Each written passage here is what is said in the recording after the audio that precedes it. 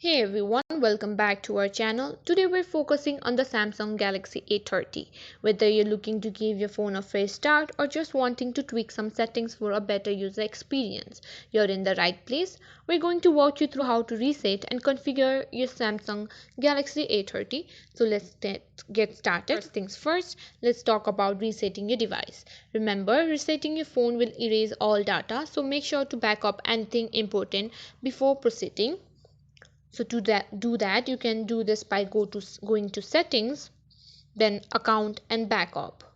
Then what you need to do is backup and restore. Ensure your backup your data to your Samsung account or Google account.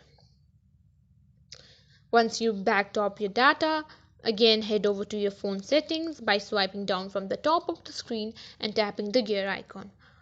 Scroll down to General Management and tap on it, then find Reset and tap on Factory Data Reset.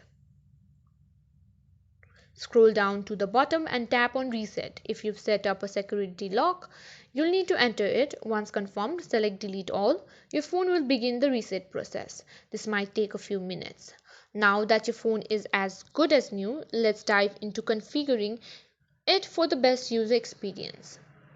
When your phone restarts, select your preferred language and region, connect to a Wi-Fi network. It's important for downloading updates and logging into your accounts.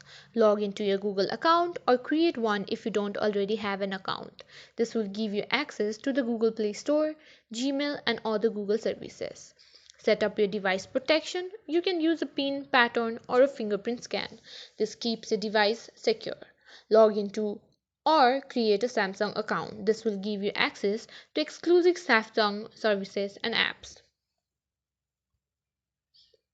Then personalize the device, customize your home screen, set up your preferred settings like display brightness and sound modes, and download any apps you need from the Google Play Store.